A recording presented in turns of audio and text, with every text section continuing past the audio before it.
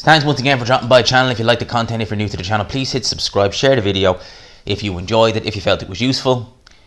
Now let's get into this. So, Maxie Hughes defeats Jono Carroll, 10 round unanimous decision, 2 scorecards of 96-95, 1 scorecard of 97-93.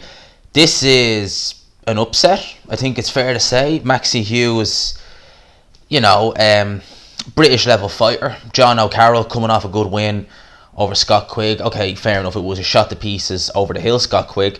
Nonetheless, it was still a win over Scott Quigg. He done it in good style. And yeah, he'd been chasing down a world title shot. Oh boy, that's on the back burner now. Let's talk about this fight. Jono looked extremely flat the whole way through this fight. I mean, even in the first round, Carroll, known for his work rate, known for just kind of throwing caution to wind, moving his head and just being on you like a bad smell. He didn't seem to have any real get up and go in this fight, seemed to have no real fire. And to be honest with you, from early on in the fight, the picture you had in your head was Maxie Hughes just timing Jono Carroll, walking him into shots, just keeping it at range, moving well, staying out. Whenever Jono would get close, he would just move, stay out of range. A few little nitpicks I had, and they said it on commentary as well. The commentary, although I like Barry Jones on commentary, he was quite biased towards Jono Carroll. He obviously had Jono Carroll winning the fight. Jono is obviously an MTK fighter as well as a matchroom fighter, so on these MTK shows sometimes the commentary can be a bit biased, and I did notice that. They obviously had Jono winning. It was a close fight, but to be fair, I think the right guy won. I was thinking either a draw or probably Jono might nick it, but at the end of the fight, I felt like Maxie Hughes I think he'd done enough. He looked the better of the two the whole way through the fight. Now, Carroll, he was throwing some good body shots in there, but again, he just looked extremely flat.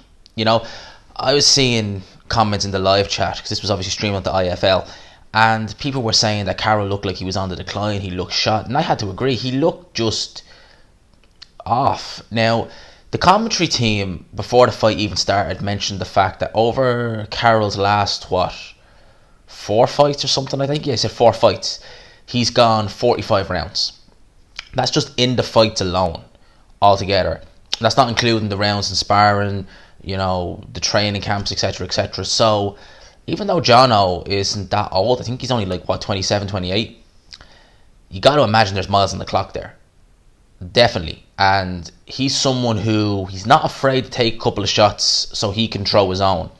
We saw that against Tevin Farmer, to a lesser extent against Scott Quigg, because Scott Quigg really wasn't there. But in this fight, like I said, he was getting timed. He was looking very ordinary. He was looking very flat, very lethargic in there. He just didn't look good at all. And it really did show. This is a British level fighter in Maxie Hughes. This is Jono Carroll, who's trying to get back to world level. Jojo Diaz just signed with MTK. Tevin Farmer's still out there. There's fights to be made at world level at 130 pounds. They're gone for the time being. They're definitely gone. Carroll, as I said, he was riding the wave of success after that Scott Quigg win.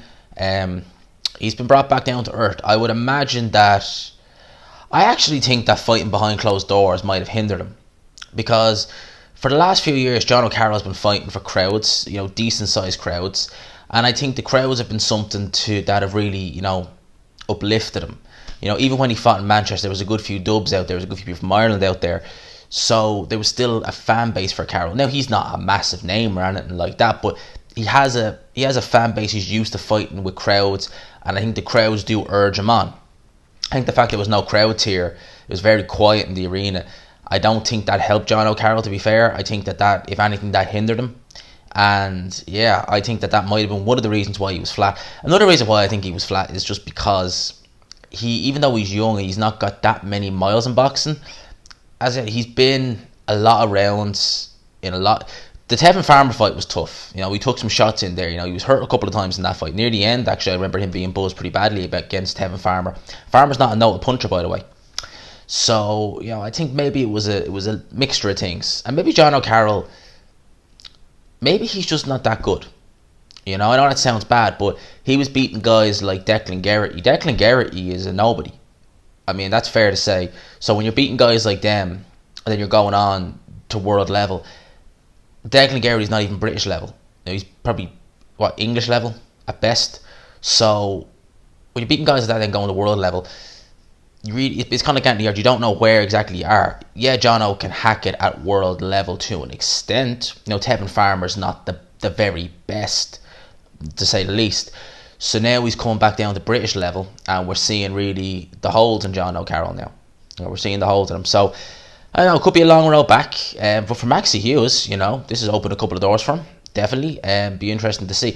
Will he get a world title shot? I don't know. I seriously doubt it. Not because they might see him as a threat, just because he's not really a big... Maybe they will. Maybe they'll see it as a cheap payday for one of the champions. You know, maybe Jojo Diaz for his first fight with MTK. Who knows?